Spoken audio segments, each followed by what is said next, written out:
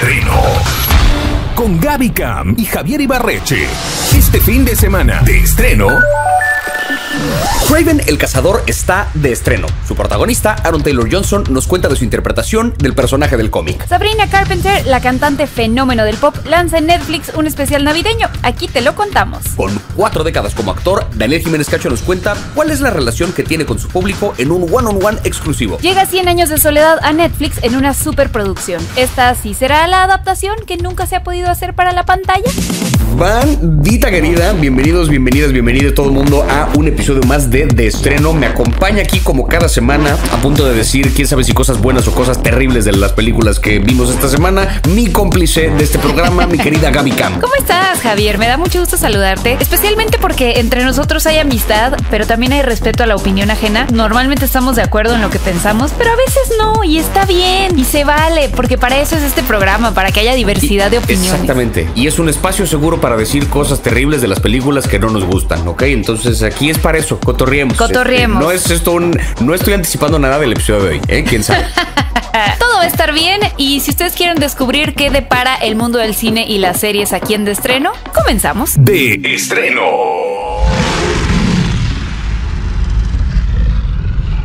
Interior, noche. Celda de prisión de máxima seguridad. Rusia.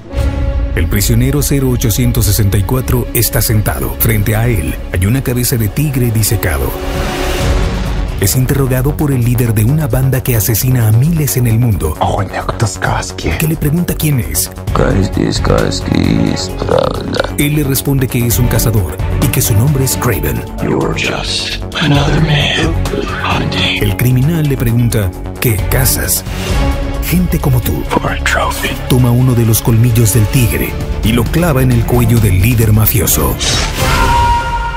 De estreno en Cinemex. Kraven, el Cazador. Embrace who you really are, son.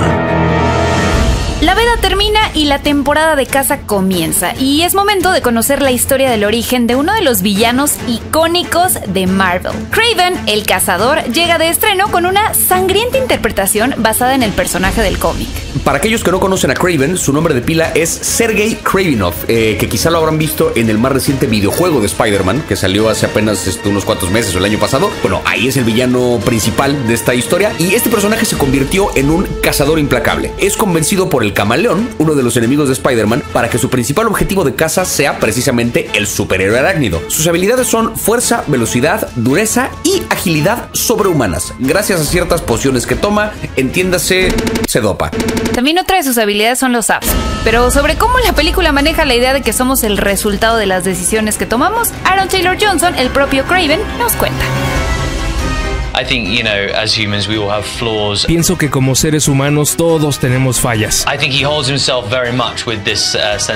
Y pienso que él se contiene mucho con su sentido de compás moral, su código de valentía y coraje. Y en el fondo tiene miedo de perder lo más valioso, como su hermano menor. Evita ponerlo en peligro e irónicamente es él quien lo hace. It's a balance, and I think that's the beauty of this movie is it's constantly playing in that gray area, like you said. Es un balance, y pienso que esa es la belleza de esta película, que está constantemente jugando en las áreas grises como mencionas. My son, we are hunters. La película explora un lado distinto de lo que hemos visto con Marvel, un riesgo que corrió el director J.C. Chandor, integrando lo sangriento y lo explícito con las complejidades emocionales de un hombre que cree que hace lo correcto, pero que termina cayendo en el lado salvaje de la peor manera. Con Russell Crowe, Ariana DeBose y Fred Hetchinger entre sus filas, Kraven también se enfoca en el mensaje de aceptar quién eres, así que le preguntamos al director por cómo abordó el jugar con todos los personajes que acompañan a Kraven para que se descubriera a sí mismo.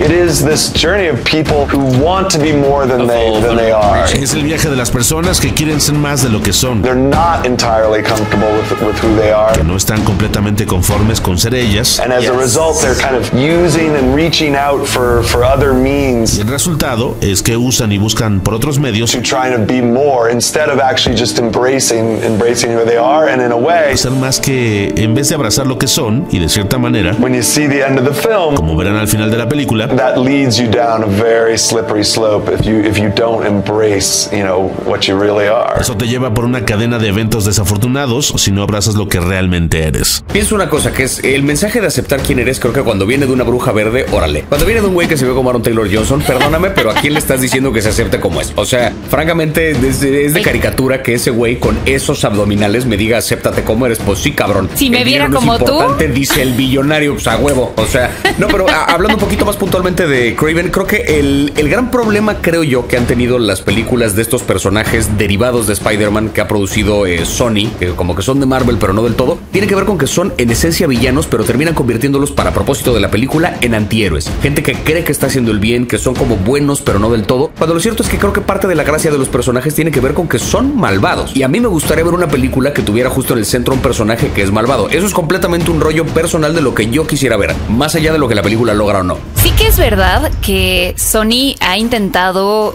convertir en antihéroes a los villanos. Estoy completamente de acuerdo con esa parte, sobre todo porque yo creo que en el caso de Venom, por ejemplo, el antihéroe era Eddie Brock, no era Venom, y no hay una distinción como tal entre ambos personajes. Otra cosa que no me termina de convencer del todo de estas películas es que pareciera que mantienen o intentan mantener una clasificación y entonces se pierde un poquito de la violencia y lo explícito que son los cómics con respecto a estos personajes. Ahora, en efecto, si yo me viera como Aaron Taylor Johnson, nadie me tendría que decir que me acepte como soy.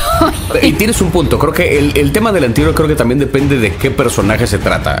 A Morbius, por ejemplo, creo que no le quedaba. A Venom, quizás sí. O sea, la cosa entre Eddie Brock y Venom creo que funciona. Con Kraven ya lo veremos, a ver cómo recibe esta película el público. Al final, la última de Venom, también de este mismo estudio universo, pues fue de lo más taquillero del año. Entonces, a ver cuál es la respuesta de la gente con Kraven el Cazador. Y mi verdadera pregunta es, ¿algún día estas películas derivarán en Spider-Man o no?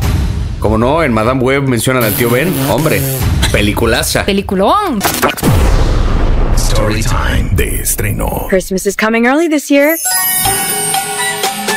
Nadie puede resistirse a una canción navideña y Sabrina Carpenter lo sabe. La It Girl del pop lanzó de la mano de Netflix un especial navideño, A Nonsense Christmas with Sabrina Carpenter, en donde interpreta canciones navideñas acompañada de otros artistas como Shania Twain. Welcome to A Nonsense Christmas.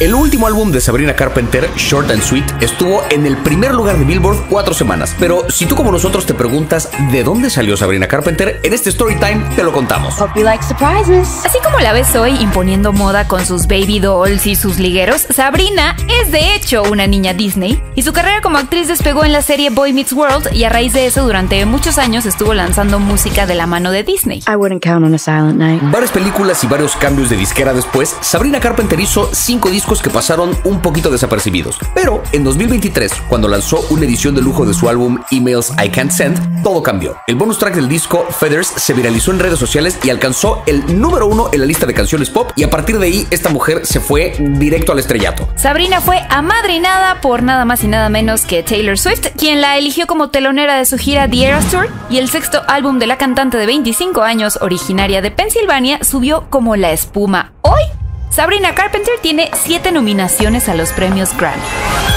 Se hizo un mame maravilloso con el sketch de Saturday Night Live de domingo, donde Sabrina Carpenter como que cantó la canción en uno de los shows y luego domingo el mismísimo Marcelo Hernández fue de invitado a uno de los conciertos y apareció en la pantalla gigantesca. O sea, cosa que toca la convierte en oro, y no podemos finalizar este Storytime sin contarte el chisme de cómo Sabrina Carpenter conoció al actor Barry Keoghan. Pues ahí les va. Se conocieron en un desfile de modas de Givenchy y siempre fueron públicos respecto a su relación. Barry incluso protagonizó un video de Sabrina, pero poco menos de un año de relación, la pareja anunció su separación. ¿Seguimos creyendo en el amor? No lo sé. Lo dice la que se va a casar en cuánto. O sea, yo sí, la verdad, yo sí sigo creyendo en el amor. Qué bueno, Gaby, porque yo voy a ir a la boda y ya tengo mi traje. Entonces... Sí. Gaby, Cami y su prometido duraron más que, como esa cuenta de Chabelo vivió más que.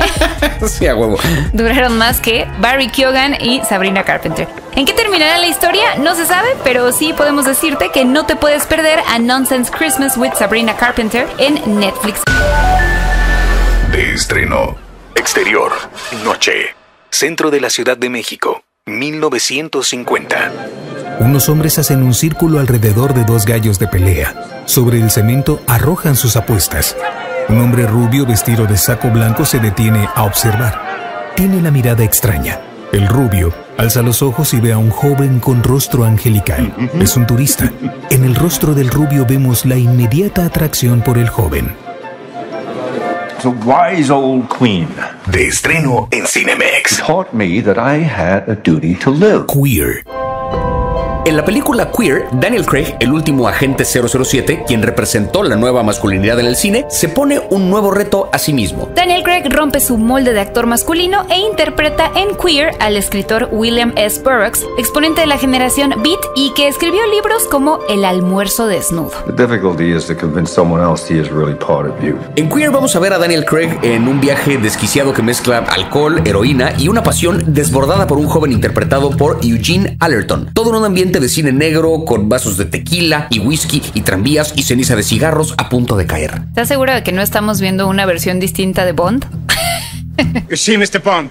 I have a backup plan. Yo no sé si más bien estamos viendo la versión oficial de James Bond. O sea, la que... Sí, porque mucho show lo que nos muestran, pero no la realidad. Aunque Queer está ubicada en la Ciudad de México, no fue filmada aquí. Las locaciones son de estudio en Italia, Cinecittà Studios, y notarás que no se parece a la Ciudad de México. Está en la Cineteca. Cineteca. Y así. Ahí pasaron la película. Buonasera, 12 con cilantro y cebolla. No sé. Cebolla. Y cebolla. No, sí hay que advertir que Queer es muy intensa en el, digamos, en como el carácter sexual de la película, donde la cámara se mete a la cama con los personajes. No es exactamente una película triple X en ese sentido, pero sí es una película con escenas sexuales fuertes. Esto, advertidos están para quienes son sensibles al respecto. Yo lo que les diría es vayan y vean gente cogiendo, siempre es padrísimo. Inicia así una temporada rumbo al Globo de Oro y al Oscar, donde veremos un cine bastante diverso y arriesgado, creo yo. O sea, el tema en común este año quizá va a tener que ver con esto. Bienvenido Daniel Craig a su nueva etapa alejada del servicio de su majestad. Esta película yo he escuchado puras opiniones positivas, no solamente de la película, sino del trabajo de Daniel Craig y del trabajo de Luca Guadagnino, que pedazo de año que ha tenido entre Challengers a principios de este año, ¿no? Donde vimos una Zendaya brillando en la segunda película que hizo en grande ese año, y ahora lo vemos con esta película que está rompiéndolo en festivales, está rompiéndola con premiaciones. Yo soy un gran fan de Daniel Craig, me encanta verlo fuera del rol de 007, que amo con locura, pero esto, o sea, creo que me gusta cuando podemos ver como el espectro completo del talento de un actor saliéndose de la zona de confort, y más con un director como Luca Guadagnino, que está rompiéndola con cada cosa que hace el güey. Y precisamente creo que Luca Guadagnino lo que tiene es que es un director de actores. O sea, lo que nos ha regalado en las historias que ha hecho, incluyendo Call Me By Your Name, que fue ahí donde realmente conocimos el potencial de Timothée Chalamet, creo que es que saca a los actores de su zona de confort. Incluso Armie Hammer en esa película no tiene nada que ver con lo que habíamos visto antes. Yo sé que está funadísimo y no podemos mencionarlo, pero hablemos de su actuación en esa película. Creo que lo que ha hecho justamente Luca es eso. Zendaya ahora está nominada a un Globo de Oro con Challengers porque la sacó de su zona de confort. Entonces me llama mucho la atención ver Queer con Daniel Craig, sin duda alguna. Y además, pues yo creo que con esta película Daniel Craig lo que quiso hacer fue decirle a sus fans, como a los productores de cine, mírenme, al final de cuentas sí soy actor, ¿no? O sea, puedo hacer otras cosas. Claro. Por eso escogió un personaje que es completamente el otro lado del espectro de James Bond y le está funcionando para reinventarse. Daniel Craig de hecho está nominado al Globo de Oro de Mejor Actor Drama y ya recibió premios como el de la Asociación de Críticos National Board of Review. Todo esto porque Queer, la dinámica de los personajes es complicada, es sobre el infierno de su obsesión desmedida, pero ese es el reto de un actor y Daniel lo hace maravillosamente. Es curioso que Luca Guadagnino saca a los actores de su zona de confort y creo que por eso no contrató a Armie Hammer para Bones and All, donde hay caníbales. Eres malo, no, Tereso. O sea, porque claro, es como el chiste es sacarlo de la zona de confort, no meterlo en lo que le gusta hacer, ¿no? O sea, como que el claro, chiste es, no darle, no hacer lo que actúe de sí mismo. Justo, claro. De estreno. Exterior. Día. Una caravana de gente está cansada de vagar por la sierra. Entre ellos están Úrsula y José Arcadio Buendía. Se detienen en un río caudaloso y anuncian que ahí se quedarán a vivir y que se llamará Macondo. Vamos a construir ese lugar soñado, donde nadie pueda decidir por otros hasta la forma de morir. Y este lugar se va a llamar Macondo. De estreno. 100 años de soledad. pocos autores han logrado resonar tan fuerte en la memoria latinoamericana como Gabriel García Márquez, Premio Nobel de Literatura, quien en 1967 presentó su obra maestra 100 años de soledad, una de las novelas más traducidas y leídas en el mundo desde entonces y que se ha tratado de adaptar a la pantalla una y otra vez con malos resultados. El mismo García Márquez llegó a decir que su novela no cabía ni en 2 horas, ni en 2 películas de 2 horas, pero sí en 100 capítulos de una serie. ¿Lo logrará? Curiosamente, esta afirmación parece haber sido una premonición, ya que Netflix lleva la historia a la pantalla como serie, no con 100 capítulos, sino en 2 partes de 8 episodios, la primera de estreno esta semana. Las estirpes condenadas a 100 años de soledad no tenían una segunda oportunidad sobre la tierra. Tomar la historia de una novela con tantos saltos temporales y en la que la magia está en la imaginación de cada lector es el reto inmenso que tiene esta serie para ver si atrapa al espectador. Lo que sí te podemos decir es que cuidaron todos los detalles, el elenco sólido y la producción. La primera parte de esta serie trata de un pueblo que es fundado por una pareja de primos, los Buendía, que huyen de su pasado y de la posibilidad de tener hijos con cola de cerdo. No importa dónde vayas, nunca vas a poder escapar de tu destino. En este místico lugar, varias generaciones vivirán historias de amores intensos y guerras interminables, rodeados de extravagancia y, por supuesto, de realismo mágico, que creo yo es la principal razón detrás de la, entre comillas, inadaptabilidad de esta novela, lo cual era el sello distintivo de Gabo. Conversamos con Claudio Cataño, quien interpreta a Aureliano Buendía, el primer humano nacido en Macondo, sobre su exploración de la soledad, su simbolismo y el hecho de verla casi representada como un personaje más en esta ambiciosa producción. La soledad, más que un concepto, es una realidad y la única posibilidad en la vida de los seres humanos, y es tal vez el único espacio al aceptarlo donde se puede tener un diálogo real con uno mismo. ¿Ha cambiado en algo? Supongo que sigue profundizándose, entendiéndola como no como una condición nefasta o una conclusión malsana a una vida mal vivida, sino, vuelvo a decirlo, como una realidad permanente desde el día en que nacemos. Es un espacio, es un cuarto, es una habitación, es un pensamiento, es un instante y es una vida entera. 100 años de soledad nos invita a sumergirnos en la magia a través de una producción impresionante, capturando lo complejo de una historia universal sobre el amor, la pérdida, la soledad y la condición humana. Sin embargo, sí creemos que la novela es muy difícil de adaptar y aunque tiene una producción y diseño de arte maravillosos, la historia, al trasladarla a la pantalla, sí pierde toda la magia de lo que los espectadores podemos imaginar como lectores. Yo sostengo que el realismo mágico, parte de él por lo menos, es intraducible a la pantalla porque depende justamente de que yo puedo imaginar 2 cosas a la vez, pero en pantalla solo puedo ver una. Y eso es un lenguaje que simplemente no atraviesa una barrera con la otra. 100 años de soledad está de estreno en Netflix, pero te recomendamos leer mejor la novela o primero la novela y luego la serie, y así comparas con conocimiento de causa y puedes ser esa persona que dice en el libro,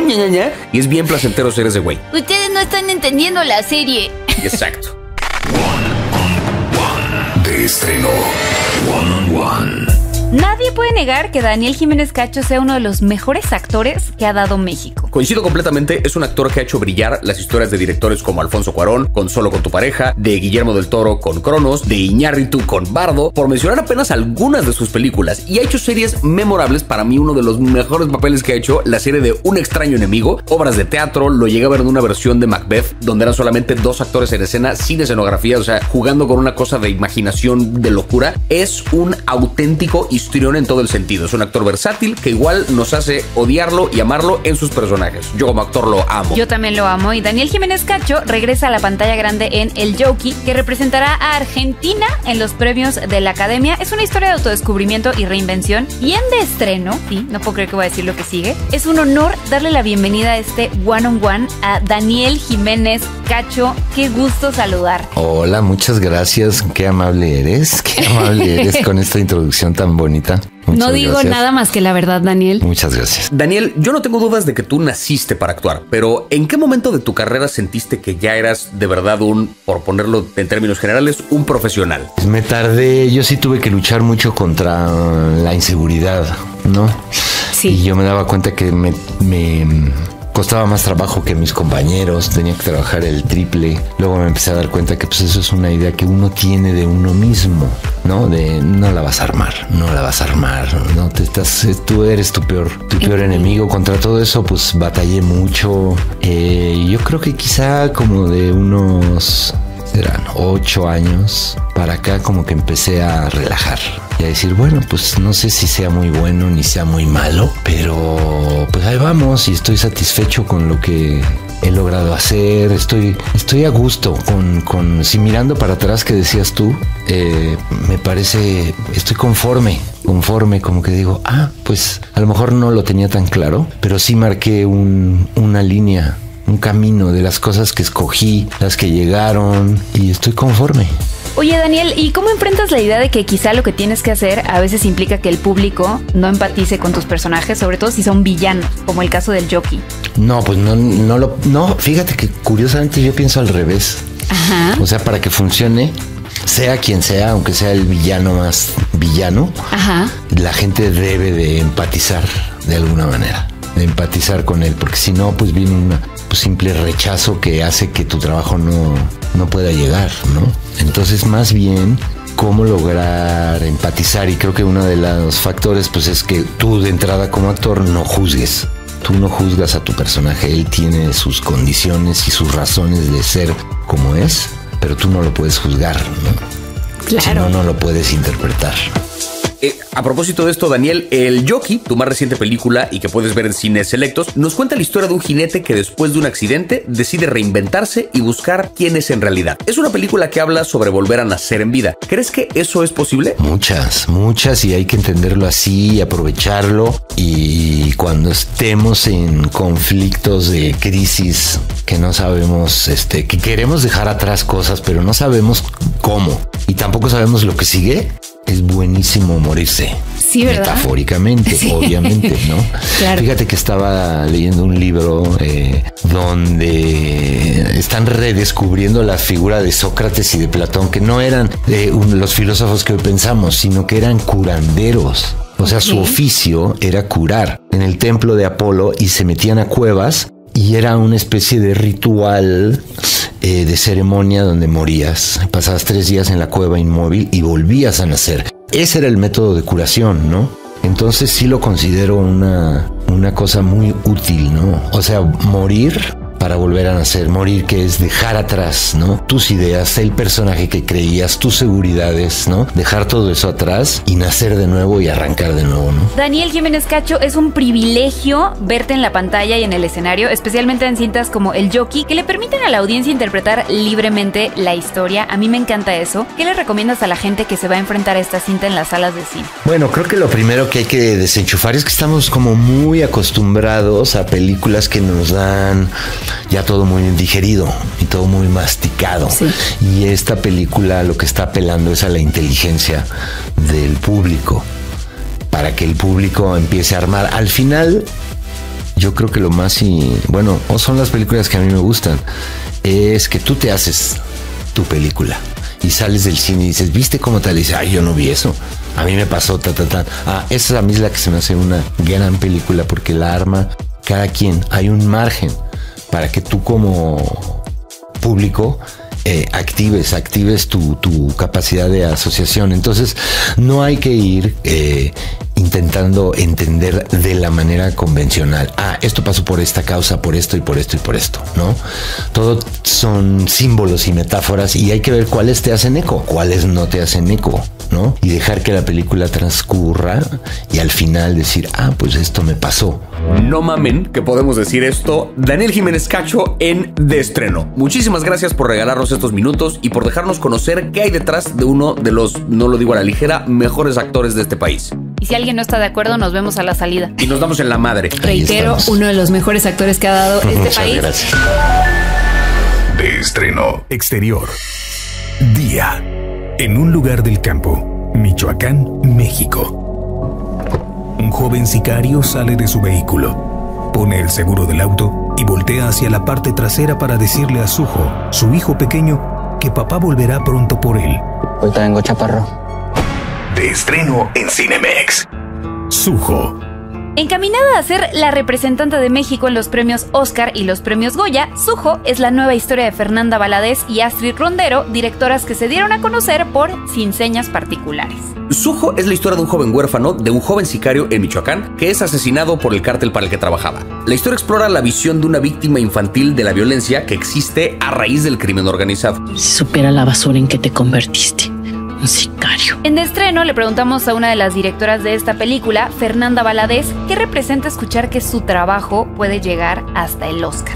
que la Academia Mexicana de Cine haya seleccionado a Sujo para representar a nuestro país en el Oscar y en el Goya.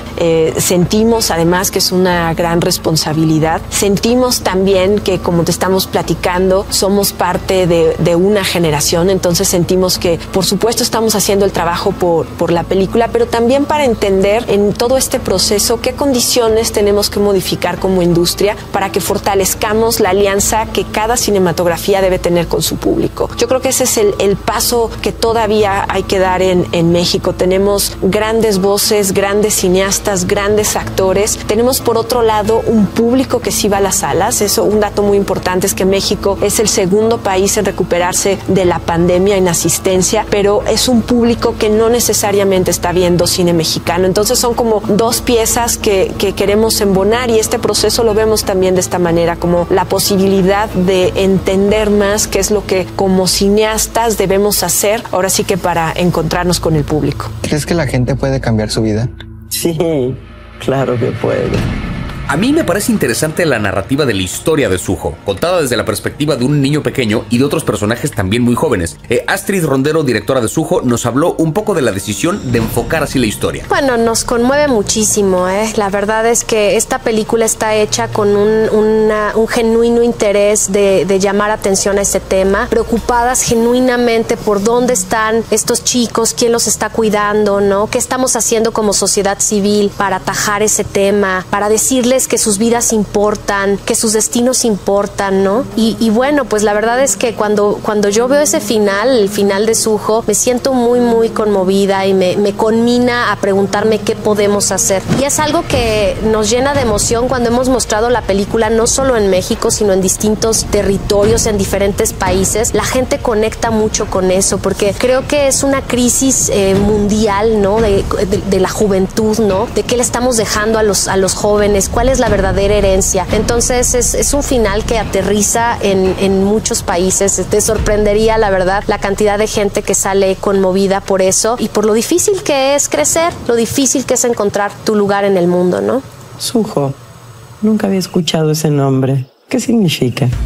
Muchísimo éxito a Sujo en las nominaciones a los premios de la Academia. Siempre es un gusto encontrarnos con películas mexicanas que llegan hasta esos puntos, porque además implica más visibilidad para el cine mexicano, que a veces se queda aquí y que la gente no se entera de que existe y que tenemos de verdad muy buen cine en este país. Y ojalá lleguen las nominaciones, porque es una de esas películas que cada día que pasa me acuerdo de otro detalle y como que adquiere una capa más de complejidad. Aborda un tema que quizá ya no suena familiar, el tema del narco, la violencia en México, el crimen organizado, pero lo hace desde una perspectiva muy única, como muy sincera también. Lo hace con una sensibilidad además muy poderosa que creo que, adelantándome a lo que hablaremos seguramente en unas semanas, Emilia Pérez no tiene. O sea, creo que la sensibilidad que le falta completamente a esa película, donde caricaturiza un montón de cosas, acá se habla desde un lugar tan honesto y tan rico que, o sea, se agradece ver una historia que parecería más de lo mismo, pero definitivamente no lo es. Desde la perspectiva de unos niños y un poco el tema del destino de los personajes, si está dictado, o sea, si un morro que nació dentro del crimen puede escapar de ese destino o no. Suena cliché lo que estoy diciendo, pero es de esas películas que cuando las ves es una experiencia completamente superior a lo que el cliché mismo dicta. La neta, ojalá que lleguen lejos, porque yo llegué con